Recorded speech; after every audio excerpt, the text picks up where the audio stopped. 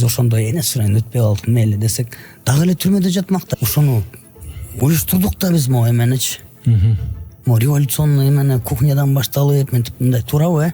Финансы полициясынын мурдагы төрагасы Сыймык Жапыкеев Кыязовдун подкастында 2020 жылы октябрдагы башаламандыктар шайлоонун жыйынтыгына нааразылыктан улам болгонун айтып, Садыр Жапаров бардык окуялар аяктагандан кийин түрмөдөн чыкканын баса белгиледи. Жапаров түрмөдө отурган. Ал түрмөдө отурган.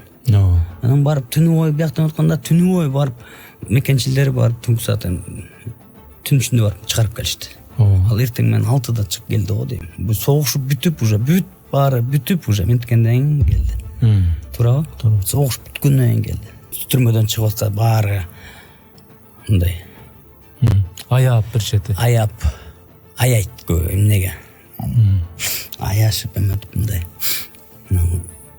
колдошту. Эми мисалы случайно деген нерсе болуп экен, баары тагдыр экен. Жапыкеев ошол маалда башка саясий топтордо бийликти алууга катуу аракет кылганын айтып, бирок биз эч кимге бербей кармап турдук деп кошумчалаган. Мамыткановду жана Мияровду отпайбы азыр? Ошол дагы бир 4-5 партия ошол жактан көгүйдү жаапты бербей койгонбуз эч кимге.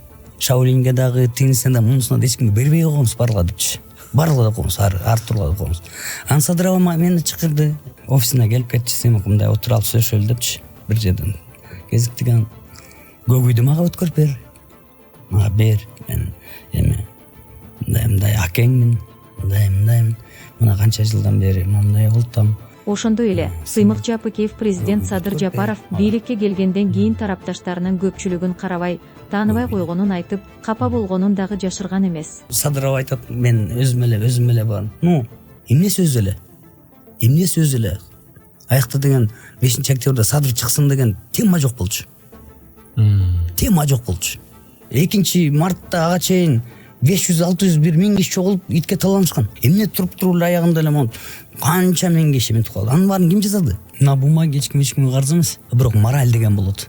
Аны өчүргүч менен өчүрүп кое албайсың же фломастер менен жазып кое албайсың. Жапыкеев учурда мурда президенттин жанына жолобогон эле адамдар коштоп жүргөнүн, алар ажону эч кимге жолуктурбай турганын кошумчалаган. Дайыр Орунбеков мындай, Түмөнбаев командасы мындай. Алар эч кимге жолуктурбайт, эч кимге сүйлөштүрбөйт, эч кимге мындай все кызганат эле президент.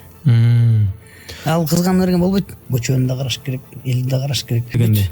Кошомат, хоппаля. Садырова, Садыр Нуркожоевичту эле алдамыш керек.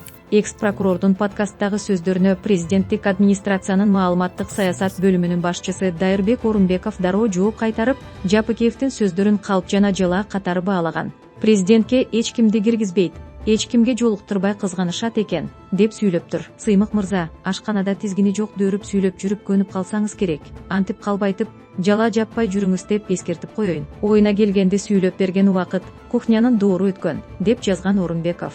Буга чейин 20 январда журналист Эрнис Кыязов УКМКга кирип, 1,5 саат атайын кызматтын өкүлдөрү менен стабилдүүлүк тууралуу сылык сыпаа сүйлөшүп чыкканын Facebook барагына жазган. Кыязов УКМКга баруусуна эмне себеп болгонун тактаган эмес. Бирок коомчулукта анын финансы полициясынын мурдагы төрагасы Сыймык Жапыкеев менен болгон маеки кызуу талкууланып жатат.